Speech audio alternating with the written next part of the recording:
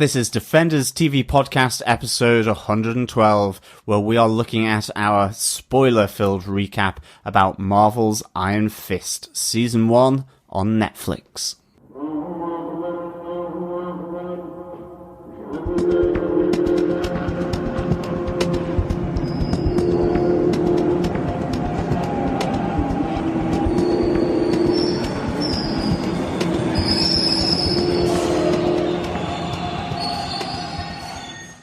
Welcome back, fellow Defenders, to the fourth installment of our recap series.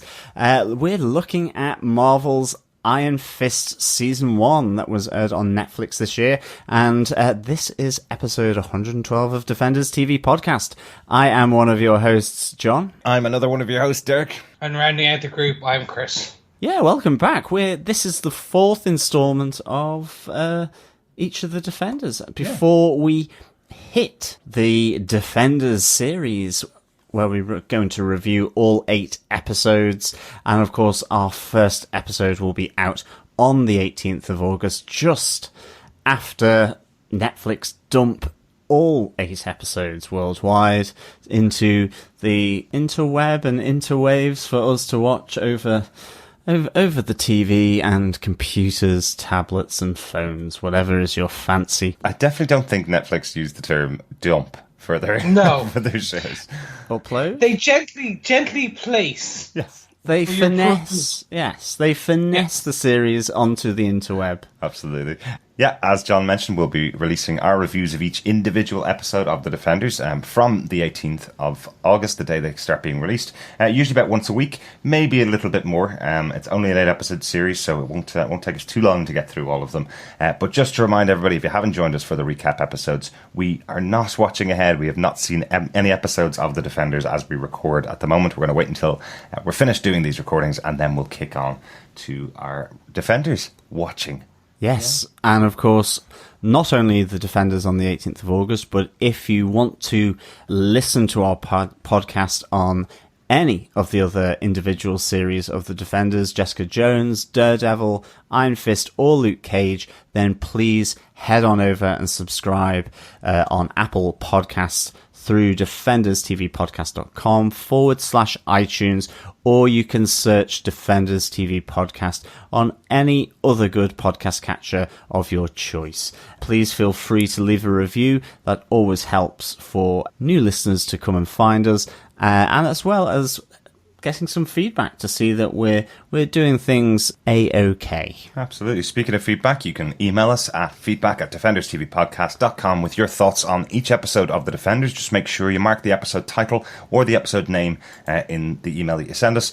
You can also send us a voicemail through our website at defenderstvpodcast.com, or finally, come on over and join us in our Facebook group over at facebook.com/groups/defenderstvpodcast, where we chat all things comics, all things podcasting, and all things Marvel over there. It'd be great to have you join us as we get into this series. Yeah, the way we've been doing our recap episodes, we've been looking primarily at the showrunner, having a look at the overarching aspects of the series, and of course seeing where our titular hero or heroine end up at the end of their season, leading into the Defenders. Where will they be? Will it be prison, spitting blood into a puddle, at a bar, or maybe going on holiday to somewhere much further away than China? New York City, you mean, though? Sorry, yeah. later on, that joke's going to make sense. If you've watched listened to our podcast before, you'll understand what we mean. If not, we'll come back to that later. Absolutely. Kunlun is actually in the Bronx. But I think with this, onto Iron Fist, the showrunner here was Scott Buck, who has now been thrown off. I mean, now he has moved to Inhumans. He is going to be showrunner there for the Inhumans, which seems to be getting excellent press at the moment, in the same way that Iron Fist did. And we will get a new Season 2 showrunner for Iron Fist, just so that everyone is aware, Raven Metzner. Yeah, that was announced there at San Diego Comic-Con recently. But yet, for Season 1, the original showrunner was Scott Buck, who did later seasons of Dexter. So he had, coming into this, it was all guns blazing. And in fairness to him, this got a lot of heavy criticism at the time, particularly for episode 1, which I think back in the day we reviewed sort of middling. It wasn't the best, it wasn't necessarily the worst, but in terms of opening for Iron Fist, the 13-episode series, unlike the other ones, it really didn't seem to pack a punch, which is odd, given that this is the Iron Fist. It felt a bit sedentary, but it picked up, and in fairness, it really laid a lot of the groundwork for the Defenders now, especially in relation to the Hand. I think even with Iron Fist, I think there was a getting to grips really of this character, and by the end, I think Danny Rand really was shining through, and of course with all his other allies such as Claire Temple and Colleen Wing. Yeah, this is obviously the most recent show that we've covered. We only finished covering it a couple of months ago, so it still feels very fresh in my mind anyway, what we talked about and how we discussed the episodes. Chris, what was your overall impression on the show? Again, hindsight is 2020. Looking back on it now, yes, it was almost reviewed too harshly by the critics, by the general audience, kind of, I would say. The reason I say this is, one, we had been spoiled with 4 seasons of other characters who had already been established. They did something unique with each of them. Unfortunately, Iron Fist came in at a time where political correctness in the overall world was a bit of an issue, or not an issue, but it's a thing that comes up quite a lot. And it was, before it even launched, was mired with, well, you should change this character to an Asian American, and that was one side of the group, and then the other side was very much getting onto, actually, no, we should keep the way the character has been portrayed for, 40, 50 years in the comic books. So straight away it came into a heated debate. Yes. Looking back on it now, the show, while it had some serious, not flaws, but missteps. It stumbled a bit. Overall, as you said, it gave us a majority and a lot more information regarding where the Defenders as a whole, the show is going, the information on the Hand. For every 3 missteps, there was at least one strong kind of overall punch. That's not a good percentage return there, Chris. Isn't, Chris. Overall, I really enjoyed the series. I think we discussed it in depth for the 13th episode. So I've got a bit more thoughts, I think, on this episode, being a full recap of the full series. But John, do you want to give us the synopsis for the series? Certainly. After his family meets a tragic fate while on an expedition in China, a young Danny Rand is adopted by the people of the mystical lost city of Kunlun, where he's taught a magical fighting style and becomes the city's protector as the Iron Fist. Despite the great power of Shao Lao the Undying that is within Danny Rand, he has still not mastered control of his chi. However, Danny still feels there is something is missing, and he returns to New York after being missing for 15 years to reclaim his family company. Back in New York, he is not welcomed with open arms, and he must fight to retain his sanity and Rand Enterprises from the Meachums. When the threat of the Hand emerges, Rand is faced with the choice between returning to Kunlun as its protector and his duties as the Iron Fist, or his duties to his native New York City and his family's legacy. As he encounters the Hand, his loyalties and allies are challenged and changed. Friends become foes, and adversaries offer advice and come to his aid. As the Hand's operations are damaged in New York, another threat seeks to destroy Danny Rand, as Harold Meachum reveals his true colours as the corrupting murderer of Danny's mother and father. In the final face-off, Danny uses his incredible kung fu mastery and ability to summon the awesome power of the fiery Iron Fist to destroy Harold, just as Kunlun, left exposed and weak with Danny's absence, is seemingly destroyed by the Hand. There's a lot here, I think, and I do think that this series really was much better than, unfortunately, it was rated as by critics. I think, as Chris has said, there were certainly some missteps here, but I do think it did get into a groove, certainly in the latter half of the season. But even some of the earlier aspects, Danny kind of being put into the psychiatric hospital, and just his interaction with the Meachams, with Ward and with Joy, and also with Harold. There was really quite a lot of fluid sort of relationships in Iron Fist. Colleen Wing is shown to be a member of the Hand. Harold is shown not to be the friend of the family as he once thought he was, and it actually was involved and orchestrated with Madame Gao, the murder of Danny's parents. And even with Joy and with Ward, Joy is on Danny's side, but the ending of Iron Fist leaves that slightly open, really, with the fact that she is meeting with Davos. And Davos is explaining to her that Danny Rand basically destroys everything he touches. Of course he does. He's got the Iron Fist. And Ward ultimately comes to his aid, despite being his harshest critic. So I actually really enjoyed all these kind of fluid relationships that sort of all center around Danny Rand. Yeah. And I do think that the way they portrayed him, his memories, and going back to Kunlun, and certainly towards the end, where it got a bit more fractured when he was having these moments of despair, and he was remembering all the different things that had happened over his life. I think that just showed his kind of, his delicate mental state and his delicate emotional state. I think Danny Rand is a very emotional character and has been portrayed that way, certainly by Finn Jones. And I thought that was really well done in the end. And of course, there was Madame Gao. I mean, I'm not going to say it again. Fab.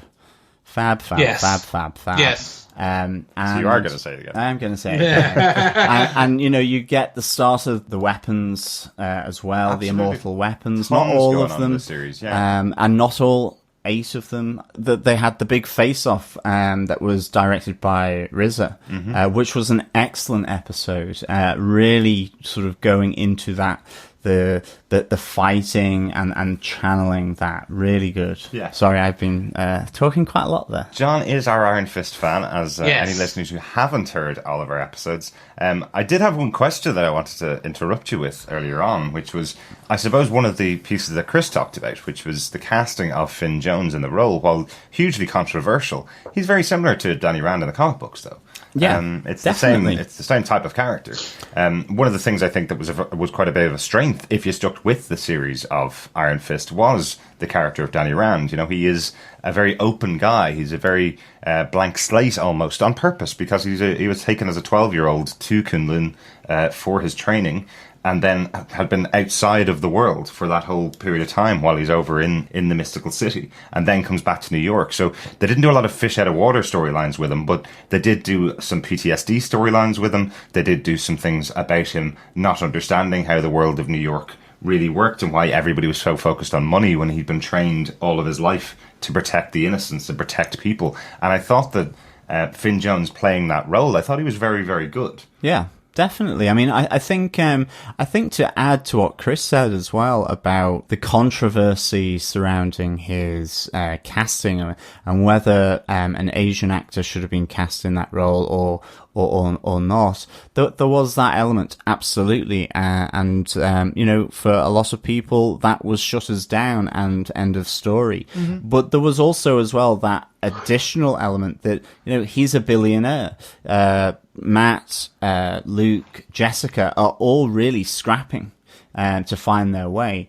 And Danny has in a different way, in the sense that he's lost his parents. But as well, I think I certainly recall that there being kind of an underlying thread saying, well, he's not like the others as well, that there was that kind of separation. Absolutely.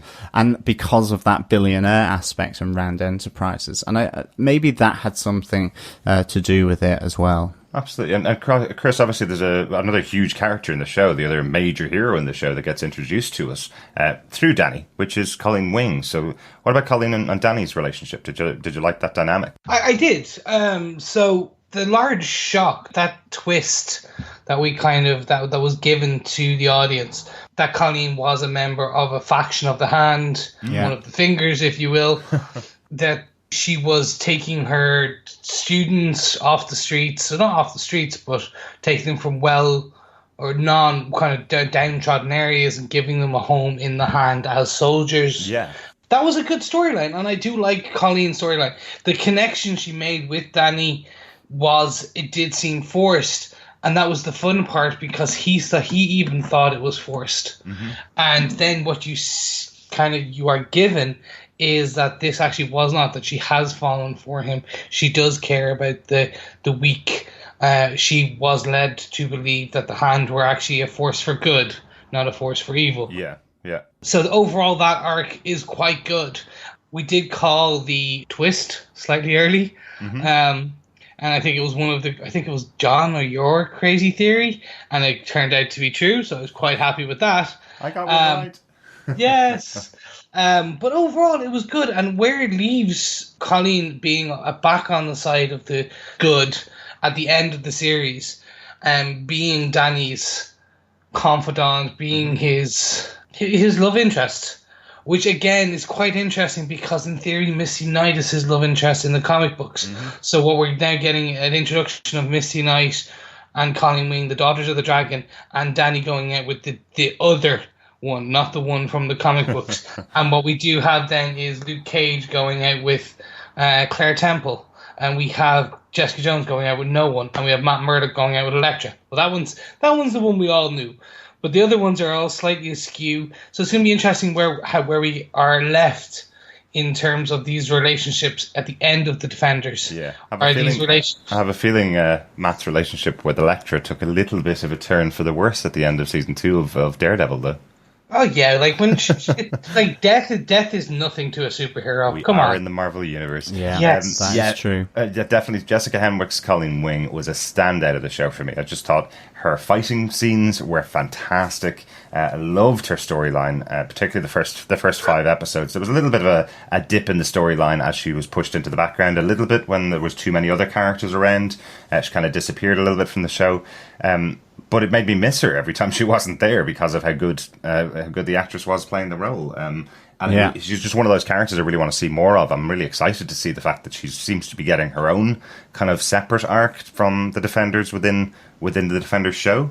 It does seem like Colleen's going to go off on her own little journey while Danny goes and deals with the Defenders. So I'm interested to see a lot more of Jessica Henwick in the show. I think she was the first announced as a secondary character for the show. So hopefully they've got a lot to do for her. Yeah, and I think the other, like Bakuto as well, he was a really good member of the Hand, really good villain. I really enjoyed his interaction with Colleen Wing. You know, he comes in, I think originally we may have thought he could have been Davos. I think we thought everybody was Davos. Yeah, Somebody probably. walked past the street, we were like, that's Davos. Yeah. Guy fixing windows, that's Davos. Yeah. You know, turned out one of them was Davos. Yeah. You know, new stuff about the Immortal Iron Fist, and just that connection with Madame Gao as well, that, you know, these different factions of the Hand don't necessarily see eye to eye. Yeah, it felt like Bakuto's version of the Hand was kind of like a big organization like a Facebook or a Google or something, which tells itself that it's not evil, even though it's come from evil. Yeah, absolutely. But I think the great thing about those as well was just that, you know, Bakuto had that old black and white footage of a previous Iron Fist. Which was awesome. Which was absolutely amazing. And, of course, then with Madame Gao, I think it was in episode 6 that was directed by RZA, where she says, "You're not the first Iron Fist that I've met." And immediately as well shows her own strength and power by knocking Danny along a massive warehouse. Really, you know, tying these characters into almost the same world as Kunlun and the mysticism of that immortal city. Yeah. And Xiao Lao the Undying. Really, really cool. And of course, Davos.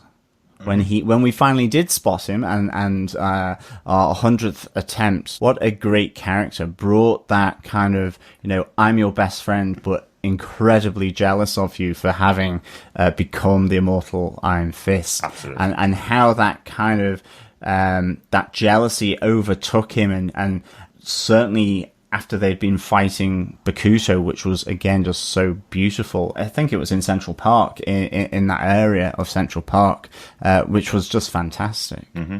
So the one thing we coming into Iron Fist, we were questioning was how they would bring this mystical element that is Kunlun, one of the heavenly cities, how they bring all that into it. Yeah. We never were quite sure. Uh-huh. And they did, and to give them some props where props are due, they did that, and they made it a kind of structured story. Like, yes, there's some suspension of belief that even you characters make fun of, which is you killed an undying dragon. Correct me if I'm wrong. An undying dragon, you killed him, and you took his heart. Okay, like there is even slagging there, but they managed to do this in such a way I thought was really well. Mm-hmm. Yeah, done. I think. For me, that was the little disappointment of the show. My understanding, and these kind of numbers are never really released, but my understanding is that this is the one of the Marvel Netflix shows that got the least amount of budget. And given its subject matter, the mysticism, the city on another side of the world, a fight with a dragon, given all of those things, this show probably needed the most spent on it. So, yes. So they did a number of things to kind of hide the budget, I suppose.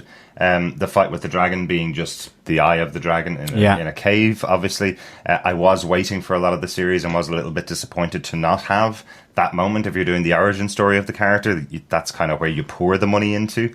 That was probably one of my disappointments with Iron Fist.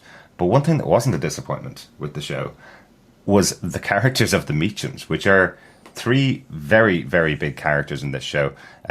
What I particularly loved, and I think all of us had the same feeling about the character, but Ward Meachum being the character who was the most irritating in episode 1, 2, and 3, where you didn't want to watch him on screen because he was so like an 80s Wall Street guy. And by episode 7 or episode 8, you're watching this guy crack and fall apart and be the most interesting thing on screen. Betray his father. Betray and kill his father, yeah. And then the end. Absolutely, and he's back in charge of Rand Industries with Danny Rand by his side, effectively. Yeah. It is literally the titular rise, fall, and rise again of a character. Yeah. I thought Tom Pelfroy here was really good as Ward Meachum. The middle finger to the cameras that his dad has got in his office was just classic. I loved the fact that, obviously, the way they had styled his hair for this, which was all slicked back. As soon as he became slightly unhinged, the gel started to fray. So it gave him an even bigger sense of craziness. He was taking the antidepressants or whatever pills those were, and then ends up taking on the new Steel Serpent emblazoned drug. He's taking bodies out to the Meachum's Pond of Death, where all the bodies are stored, and then he kills his dad. He stabs him, and unfortunately, Zombie Harold returned. And again, David Wenham, fantastic as Harold Meachum, just real unnerving. I think of any of these, I do feel Joy probably was suddenly almost forgotten about in the middle. She was very much there at the start, but really Joy's character was the one that seemed to kind of fall off a bit within the series, which was a shame because she was closest to Danny. And obviously the sudden reveal to her that her father was still alive. The Meachums were really, really good, and of course as well there was Kyle, the ice cream ghost. Poor Kyle ordering his vanilla ice cream and paying for it being so boring. Ice cream scoop death. It was fabulous. It was absolutely fabulous. I loved David Wenham in the show. I was expecting him to be the big bad all the way through, having Ward kill him halfway through the series and have him come back to life, to just walk back into Ward's life and kind of and still make his life even worse. I love how much pain and tragedy and horror is unleashed on Ward Meacham. He was just a CEO of a company. Yeah, okay, he was a bit of a hard ass, but to have gone through all of this stuff in 3 months, I'm surprised he didn't end off in a psychiatric unit and the keys being thrown away.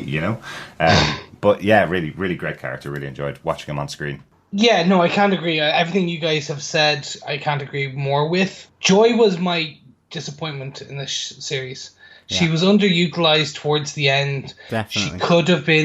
She could have been something so much more. She had that with her. The actress had the potential as well. And unfortunately, I feel what they've done is kind of pulled back on her, knowing that potentially they'd get a season 2 and where she will end up at the end of season 1, but kind of set her up well for season 2 as a big bad. Pretend not a big bad, but at least a bad. But my standout as well, above Finn Jones, slightly above Finn Jones, but still above Finn Jones, would be Tom Pelphrey as Ward. Mm-hmm. Yeah, it was just fantastic as an actor, as a character arc.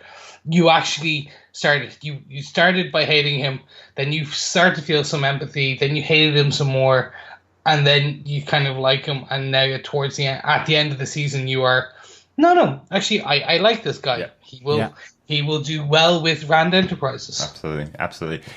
Overall, that's kind of the overarching piece of the show, I think. Yeah. I mean, I suppose the final thing I would say on it is that his chi and his Iron Fist, okay, he was learning about it and so on as he went through this. It felt sometimes that it was used a bit inconsistently at times. He knows he's got this power, and he's used it before he gets any further teaching from Bakuto in terms of that he can start to heal people, as well as understanding how he really regenerates his chi. But I think occasionally you were kind of there going, well, why is he not using the fist here, and why is he not using it here, and so on. So I mean, I think that was sometimes a bit problematic, just that inconsistency. But obviously, when he did light up that yellow fist with his chi, it was really, really cool to see. Yeah. And I do understand the kind of pushback that you got from the writers and from the showrunner and from everybody involved in the production to that type of criticism, which was, well, he's only learning. By the end of the season, he's much stronger and much more powerful. But it is, as you say, John, it's the inconsistency of it is the problem. Without the explanation as to why, even terrible soap operas they got a bump on the head, so they've forgotten what they did yesterday. This seemed like there were inconsistencies because maybe the writers didn't tell each other what they were doing episode to episode with the character or something like that. It felt like genuinely we don't really know how powerful he is throughout the show. So one episode he's much more powerful and knows exactly how to punch through a wall, and other episodes he needs to work up for 3 or 4 hours to get center his chi and do that kind of move. It was definitely that there needed to be a Basil exposition a little bit to some extent with that, and I think sometimes that was one of maybe the missteps, was that actually Danny's journey maybe just didn't have some of the exposition that was required or where he was at certain moments, but it was still a really good episode. I mean, those episodes, I think it was like 8, 9, 10, 11 leading up, were really top notch. Were there around Colleen Wing and Bakuto and Betrayal and Madame Gao, I thought were excellent. Really, really good. So Chris, like we have with all of the other shows in our recap series, where are the characters at the end of the series? The most recent and closest series probably, well, obviously, to the Defenders, so we're only 4 months between the two series, really. Where are all the characters at the end? So first we've got Davos is kind of shown to be in Paris with Joy Meacham, where they are making some dastardly plans against Danny under the watchful eye of Madame Gao. That's right. Which is very interesting. It's first of all that she's free, and second of all, we know she will have played some role in the Defenders. So that's going to be quite interesting. Yeah, which again makes you wonder, and again, nothing confirmed about these other two characters, but does make you wonder if Madame Gao's in the Defenders and she's straight out of Iron Fist, does that mean she's coming along with her two new people behind her, one being Davos and the other one being Joy? Is there some connection? Does this give her greater access to Rand Industries if Joy is working with her, for example? Does this have a moment where we will have Davos versus Dany within the Defenders because he's now working with Madame Gao? Yeah, is this going to be that Star Wars moment where he turns from Jedi to Sith and takes on the moniker of the Steel Serpent, which we know within the comics that's the case. So that would be quite good, maybe with the tutelage of Madame Gao. And she already has the branding and everything. Yeah. And we still know that Madame Gao as well was in Kunlun. I mean, she does a fascinating description of the city in terms of that she used to sell stuff underneath this like beautiful tree and blossom, all this kind of stuff. So, while she might not be Mother Crane, let's hope there might be a case where that does actually happen. Definitely, and we're all still betting that she is Mother Crane here. Yeah. Pretty much. And in the case of kind of like Rand Enterprises, what we have is Dany and Ward are back in control, being that tag team similar to their fathers, but obviously in a way that hopefully Ward will not try to kill Dany again. I do remember commenting on it at the time where the two framed portraits of the two of them go up on the walls, just like their fathers were there, and you're going, yeah, but Joy was like head of the company for years. Is she not going to get her portrait on the wall? I know it's symbolic, but put her portrait on the wall. She deserves it after all this time. But anyway. No. She's evil now. We don't like evil. I think she turned evil because her portrait didn't go on the wall. That was really it. She walked up going, I'm home. Oh. She's changed her name to Bitter now. Yeah, Bitter Meacham. Of course, then what we also have is one of the factions of the Hands in terms of Colleen's faction, and Bakuto's faction is in ruins after the death of Bakuto at the hands of Colleen Wing. So Bakuto, is he actually 100% dead, or is he going to be resurrected, similar to the same process of Elektra and being stored in a giant urn in a large warehouse? Are all the members of the Hand like human oranges being squeezed for their blood to bring them back to life? And I mean, the answer to that we know from the basis of our San Diego Comic-Con trailer discussion as well. There was a mini Bakuto in the background. Well, Bakuto was in the background. He wasn't mini Bakuto. No, he wasn't mini. Shrink him. No, but we don't have enough they blood to do a squeeze. 6 foot tall version. We'll do a 3 foot I don't know tall why I version. called him mini Bakuto. I just think, it sounded Austin good. Powers? Yeah. I just had this vision of a mini ninja, like a tiny ninja up to my knees, just going around with swords, cutting people's ankles. It is. It's mini me but in the Marvel universe. Bakuto and mini Bakuto. And then more importantly, gentlemen, we have Dany and Colleen outside of Kunlun, actually just inside the gateway to Kunlun, and they find death, destruction, and no Kunlun. That's right. So this is the most interesting part. Kunlun, after, what was it, every 11 years? 10 years? 15. Every 15 years. So it is left early. Yeah, I do remember there was something about that in the show, wasn't it? I think it was 10 in the show and 15 in the comics, so I'm just not exactly sure. But yeah, Yes. You're absolutely right. It's gone for a very long period of time now. Has it left the realm, or was it blown off the side of the mountain? We never knew that, and that We is one of the didn't. bigger questions. Yeah. There wasn't much left of it, anyway. There was smoking ruins, or a smoking hole where Kunlun should be. Yes. And we were never sure whether that was it destroyed, or was it they have that kind of do not press button behind glass and they smash in case of emergency.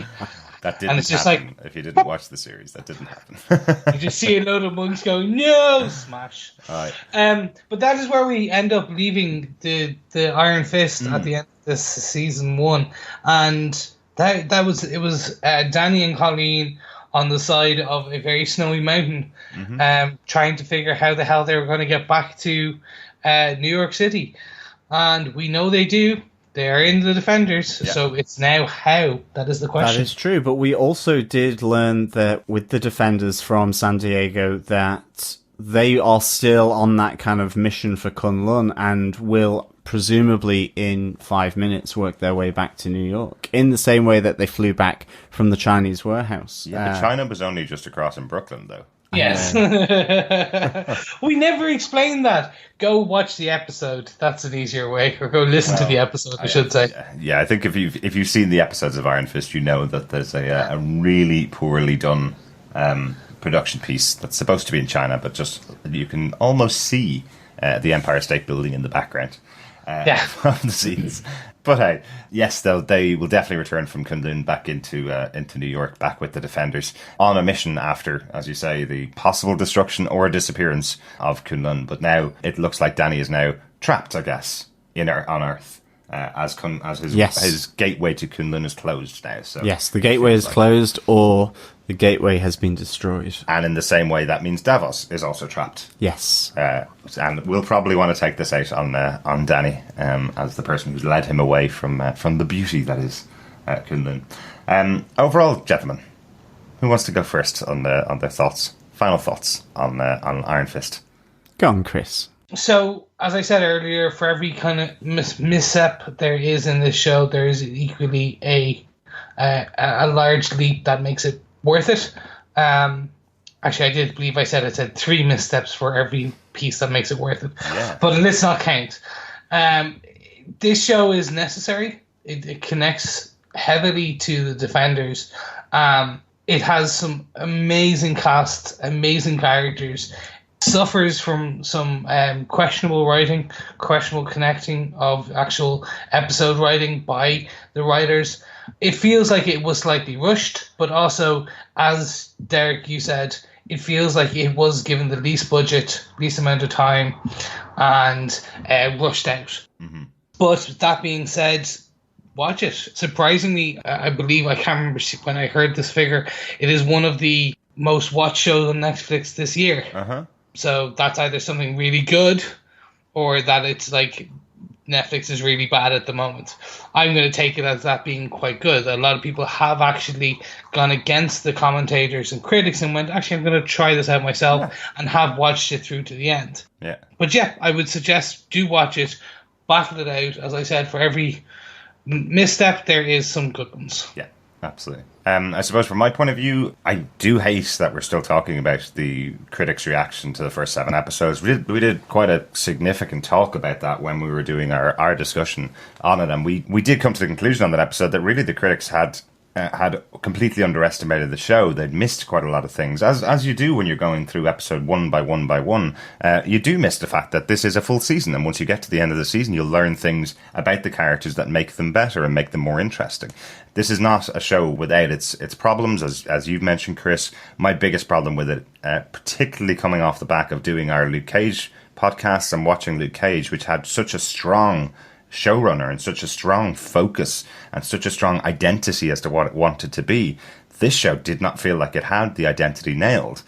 We went through episodes going, oh, it's a great idea to have Danny have PTSD and flashback to his past in the accident that killed his parents. And then that didn't come back for 9 episodes. Yeah, for no reason. That. You know, Danny's fighting his way and has to prove that he is Danny Rand. Oh, that's a great idea as well. Oh, okay, they're going to drop that one too. Okay, and then they had another idea that they dropped, and then another idea that they dropped. And then they kept mentioning Kunlun as if it was going to come up the next episode.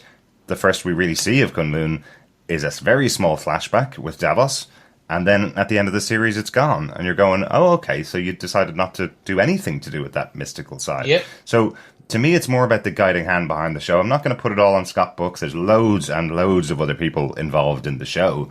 But it felt like with Chio Coker on Luke Cage, with Alyssa Rosenberg on Jessica Jones, and with Marco Ramirez and Doug Petrie on Daredevil Season 2, and Stephen DeKnight in Season 1. They all had a vision for their shows, and they all seemed to guide it all the way through for the 13 episodes, most being involved in writing first and last episode, or directing them. It feels like Scott Book wasn't as involved and didn't have that guiding hand on the show, it feels. Or nobody had the guiding hand on the show. So that's my feeling. I did enjoy it overall. There was some excellent episode, and actually the further you get into the series, I think the better it gets. But I can understand people dropping off this one. Yeah. John, just before you get into yours, speaking of Scott Book, do we think his now confirmed role in the Inhumans, which is 2 episodes back to back in the IMAX, followed by potentially another 8 on the TV, do we think that may have something to do with it, where he checked out halfway through, kind of went, actually, I'm going to go from this Netflix thing to this big IMAX show? Well, yeah, like it's all the same company. It's all under Jeff Loeb. You know, he has the final decision on all these people. So I don't think they would allow Scott to jump ship to go to the Inhumans. But I absolutely think, yes, the offer came to him at a time when he was possibly in the middle of Iron Fist, and he decided that Inhumans was a bigger priority for him. Now, again, this is all speculation. Speculation, yeah. Inhumans is a big deal. There's a lot of money going into it from IMAX, and as John jokingly pointed out earlier on, it's not getting a huge response. And I wonder, is that people's reaction to from the man who brought you Iron Fist, which also had bad ratings, comes a new TV show in the Marvel universe? Because it seems to be getting a lot. These 2 TV shows, both of them have gotten the most hate of all of the Marvel universe, all of the 16 films plus the 5 TV shows now. For me, I don't think anyone should worry about the hate that Inhumans is purporting to get. I mean, Agents of S.H.I.E.L.D. got hate. Mm-hmm. Iron Man 3 has gotten... Iron Man 2 got quite a lot of hate, as did Iron Man 3. I mean, people come to it as they come to it, and they enjoy it or they dislike it. I think with Iron Fist, from my stance, I really enjoyed it in the end. I think it starts off relatively weak, but I think moving from about episode 8... it really gets into a groove which really explores the Hand, Kunlun, you have Davos arriving. And even before that, I thought Riz's episode was really a good delve into that mysticism. But I think that's what it needed. I think we had to go back to Kunlun. I think we really did need to see that city and really get flashbacks from Danny to the extent that we got with Luke Cage, where you see an entire episode where he's in prison. He has the tiara and the cuffs. And I think we needed to see this to really understand that he was emotionally broken.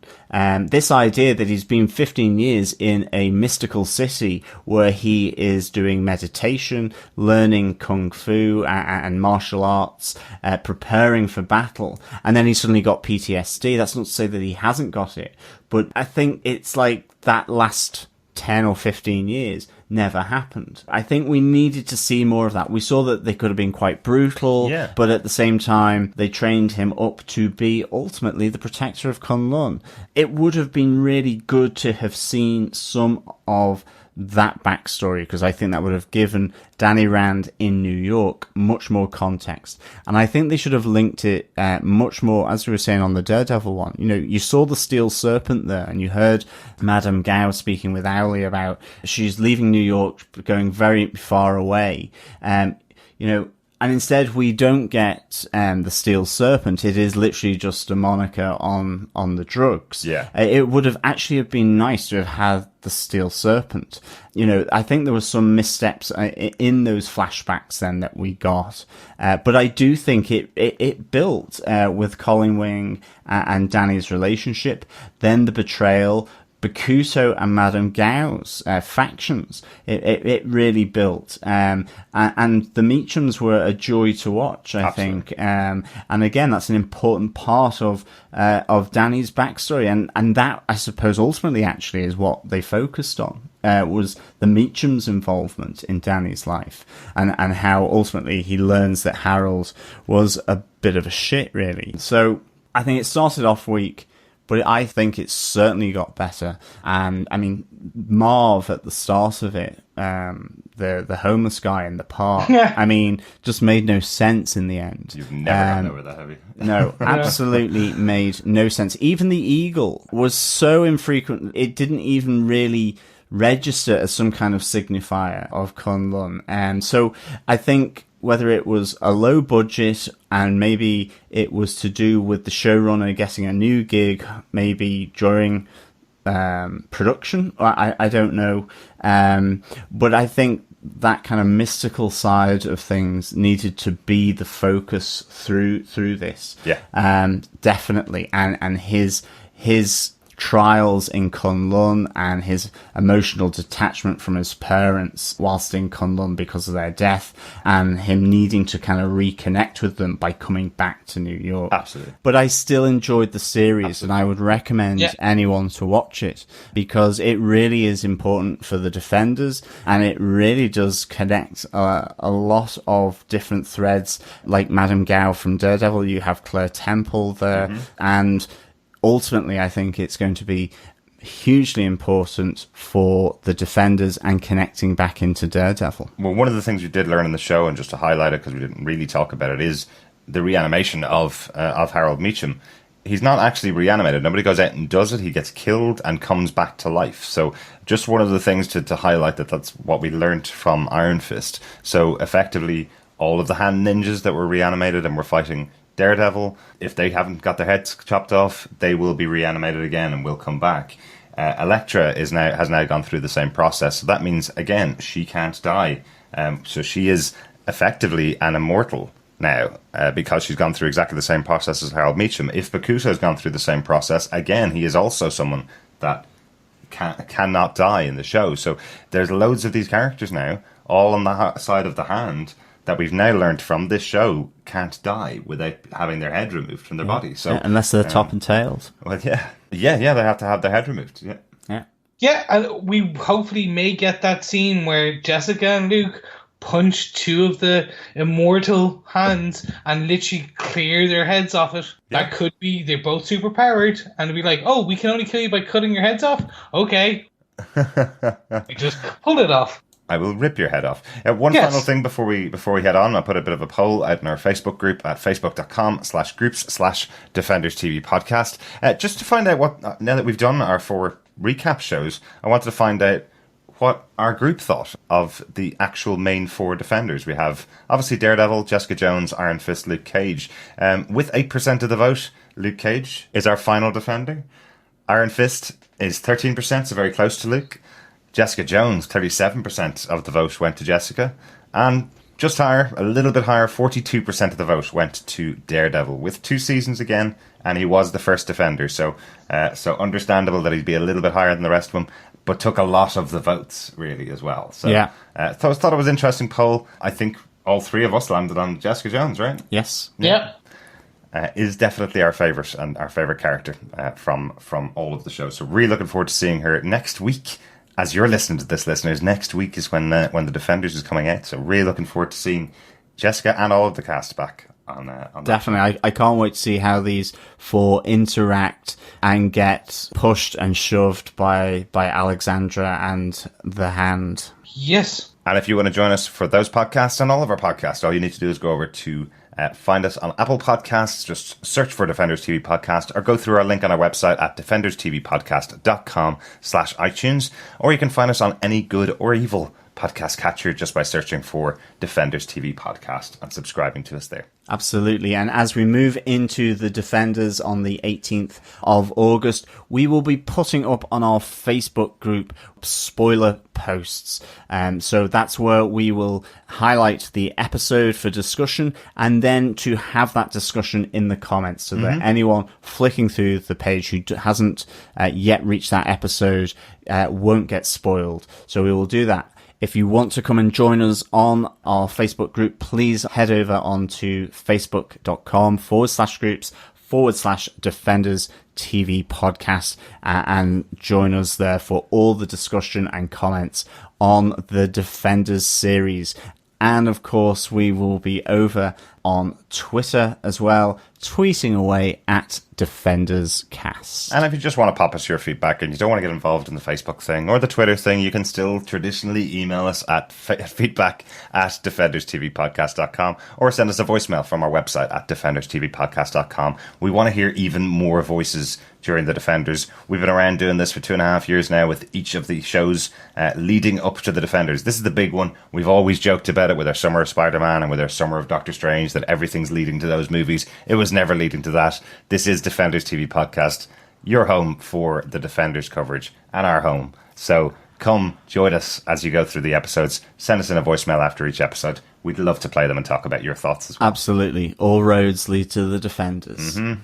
Yes, and of course, those roads can be filled with your friends, so please go ahead and rate us and review us and share and tell your friends, your grandmothers, your mothers, your brothers, your sisters, your aunties, your uncles, whoever you may want to tell them how amazing we are. Tell them, now I'm blowing my own horn here. Tell them how amazing we are. Tell them that they must be listening to us, and tell them that they have 111 episodes to catch up on by this time next week, because All Roads, the two Defenders, on August 18th at either 7 a.m. or 8 a.m. We're still trying to figure that one out, but we will have it figured out by the time the show drops. We better, because I scheduled the podcast. I don't want to go on it early. So I'll work out what time it's going to be out, but it will be out in time for you to listen to it straight after watching the episode over on Netflix. Thank you so much for joining us for these recap episodes. Hope you enjoyed them. It was a great suggestion from our group over on Facebook. I really enjoyed going through the 4 recaps that we've done of all the Netflix shows. It's been really good. Will we go on to a recap of all of our movie reviews next? No. That's like 18. That's been quite a few as well, so let's not do that. But thanks so much for the suggestion. Again, if you have any suggestions, pop them into us. We always like hearing from you. Yes, and much like the bird at the beginning of episode 1 of Iron Fist, now we must take to the sky and never be explained again. Nice, Chris. Nice. Thank you. Absolutely. I'm off to go and charge up my Iron Fist. Thanks for joining us. As always, it's a pleasure to speak with you. We will be with you next time. So, for now. Bye.